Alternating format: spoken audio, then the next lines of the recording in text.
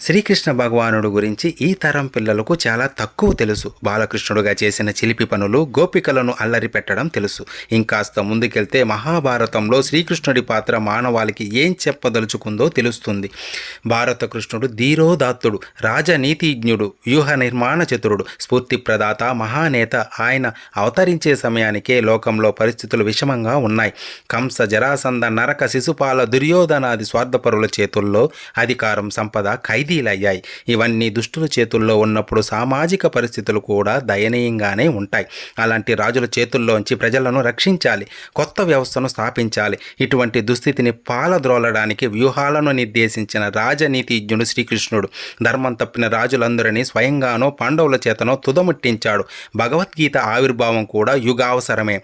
ఆయుధాన్ని పట్టనని ప్రకటించిన శ్రీకృష్ణుడు భీమార్జునులను ఆయుధాలుగా మలుచుకొని కురుక్షేత్ర మహాసంగ్రామాన్ని సాగించాడు.